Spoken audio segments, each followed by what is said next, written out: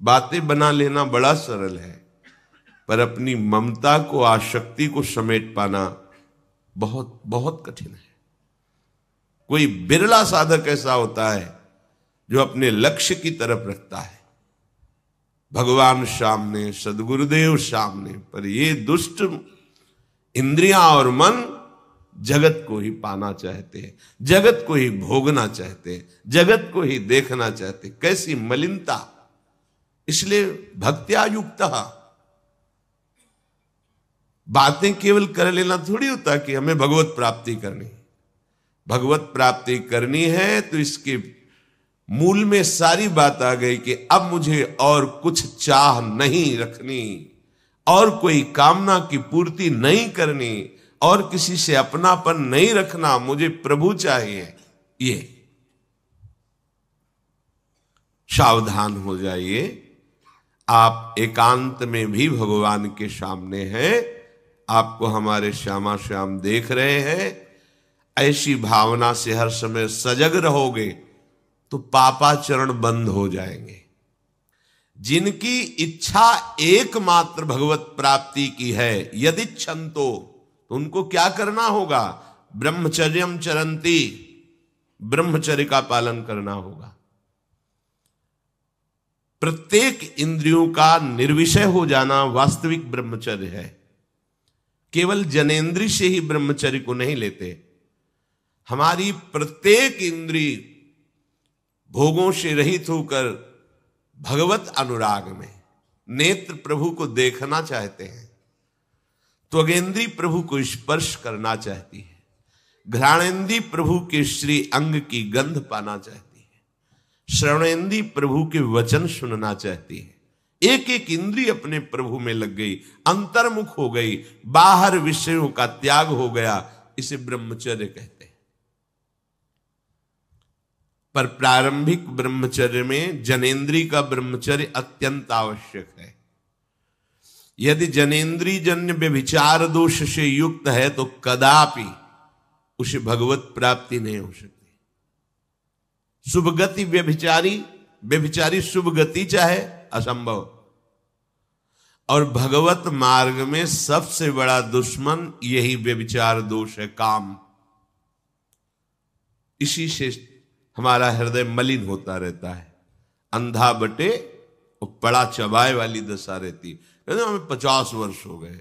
अरे 50 जन्म हो जाए, तुम व्यभिचार करो, गंदी बातें करो, गंदे चिंतन करो, सो समय व्यतीत कर, अनंत जन्म व्यतीत हो गए, भगवत प्राप्ति हुई क्या? 50 वर्ष से भगवत प्राप्ति हो जाएगी क्या? 5 मिनट काफी है भगवत प्राप्ति में। एक बार नाम काफी है। वो स्थिति तो लाओ। बार बार बहिर्मुख वृत्तियों के द्वारा विषयों में सुख बुद्धि कर लेने से हमारा सारा का सारा अध्यात्म चिंतन बदलता रहता है। इसलिए लाभ नहीं मिल पाता, एक रस चिंतन नहीं रह पाता। बार बार विक्षेपी विषय करते रहते हो, हम सहते रहते हैं और भोगते रहते हैं। एक बार तो हिम्मत करके उठो। अवलो नशानी अब ना नशई हो, एक बार तो दृढ़ बनो। बस मन के अनुकूल चलने की बात को तुम्हें रोकना होगा, तभी तुम्हारे अंदर यदि क्षंतो, ऐसी इच्छा जागृत होगी। पक्का पक्का ऐसा ही है। जब हम किसी विषय के वेग को सहते हैं, विषय नहीं भोगते हैं, तो मन बहुत जलाता है। उस जलन में फिर एक ही बात होती है, बस भगवत प्राप्ति हो जाए, झंझट खत्म हो जाए। कब तक हम इसमें चलेंगे? एक बार भगवत, वो जलन हमको भगवत प्राप्ति की इच्छा प्रकट करती है। अपने लोग क्या करते हैं? जलन को मिटाने की कोशिश करने लगते हैं। तो भगवत प्राप्ति की इच्छा क्या, भोग प्राप्ति की तृष्णा जागृत हो जाती है। भोगे हुए भोगों को बार बार भोगने की इच्छा का नाम तृष्णा है।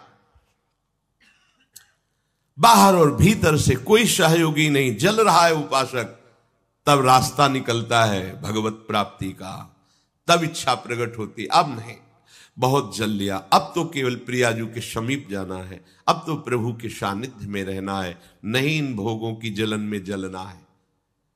पर यहां तक पहुंचने के लिए जलना होगा। तभी लिखा सहित सहित बाढ़े भगति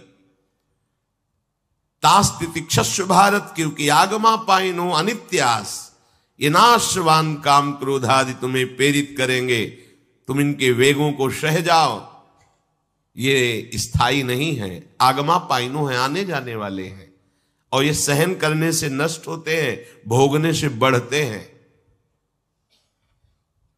यदि छंतो, अगर भगवत प्राप्ति की इच्छा है तो ब्रह्मचर्यम चरंती, ब्रह्मचर्य का पालन करना ही होगा, इसमें कोई गुंजाइश नहीं, क्योंकि आप चल ही नहीं सकते। ध्यान से सुन लो, ये मनोरंजन का मार्ग नहीं है, इसमें मन ही मार तनहारिक वृंदावन में गाज, इसमें मन मारना होगा। प्रायः ये मन को दुलार करने वाले लोग कभी भाग्य से सत्संग में भी आ जाते हैं, कभी श्री विग्रह के दर्शन करने भी मंदिर पहुंच जाते हैं, कभी तीर्थ याटन भी करते हैं, पर इनका कोई लक्ष्य नहीं होता। आज सुन लिया सत्संग, बढ़िया है, लक्ष्य नहीं होता। यहां लक्ष्य वालों की बात हो रही। यदि क्षमतो, यदि तुम्हारी ऐसी इच्छा जागृत हो रही किसी जन्म में भगवत प्राप्ति करनी, तो ब्रह्मचर्यम चरंती, आप सच्ची मानिए, जिसके निकालने में तुमको सुख की अनुभूति हो रही, उसको रोकने में कितनी सुख की अनुभूति होगी। उन्मत्त हो जा